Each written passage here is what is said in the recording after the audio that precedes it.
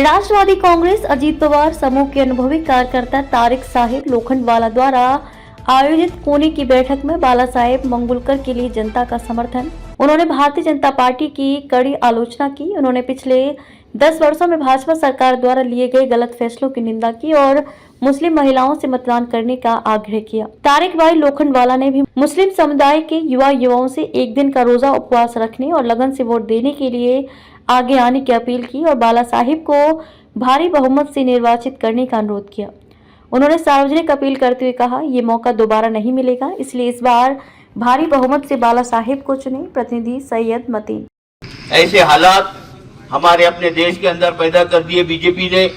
एक बहुत अच्छा उम्मीदवार जो किसी जाति भेदभाव न रखते हुए सभी को साथ में लेकर इस विधानसभा के विकास के लिए आपके सामने आया है, वो है बाला साहब मांगुलकर। और मैं पिछले कई सालों से जानता हूं और आप भी मुझे जानते हैं कि 2014 में आप ही की मेहनत और कोशिशों की वजह से एक ऐसा इतिहास हमने इस विधानसभा के अंदर रखा कि 35,000 कोई मुसलमान खड़ा हुआ, उसने 35,000 वोट लिए।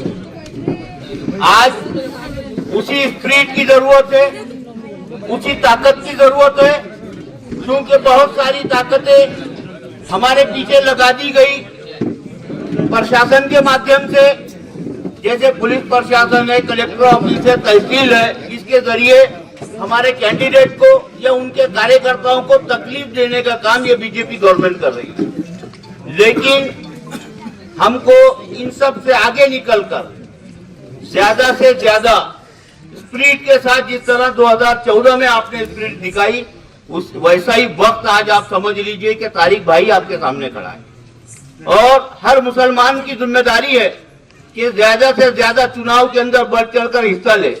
खास तौर से मेरी माए बहनें जो ये अगर सुन रही होगी, उनकी भी अपनी जिम्मेदारी है कि सुबह सवेरे सबसे पहले मतदान करें और उसके बाद में घर के काम करें।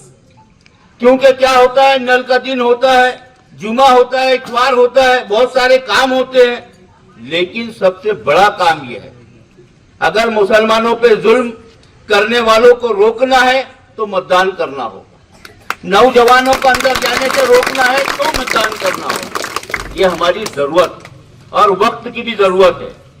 कई 1947 में लाल किले से लेकर दिल्ली की जामा मस्जिद तक हमारे उलमाओं की गर्दनों को काटकर लटका दिया गया, इसलिए ये देश की आजादी के लिए।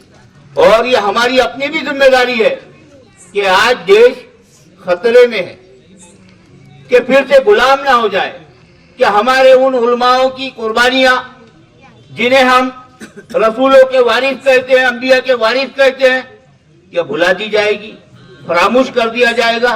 नहीं, हमको उन कुर्बानियों को याद करके उनके रास्ते पर चल के इस देश को बचाना चाहिए।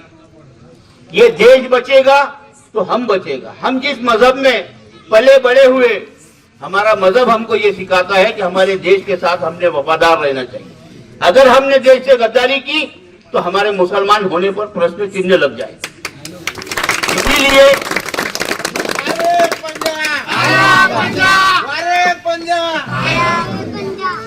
इसीलिए आप पूरी मुस्तैदी के साथ, पूरी तैयारी के साथ 20 तारीख को, ये समझ लीजिए उस दिन रोजे का दिन है।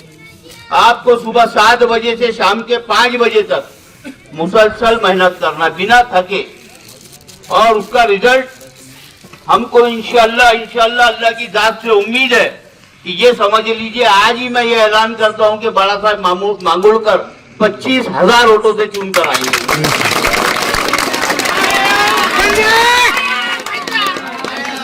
बस जरूरत है आपकी मेहनत की। मैं आपसे, आपका भाई होने के नाते ये उम्मीद करता हूं कि इंशाअल्लाह आने वाले 20 तारीख को आप कड़ी मेहनत करके बाला साहब को कामयाब करेंगे।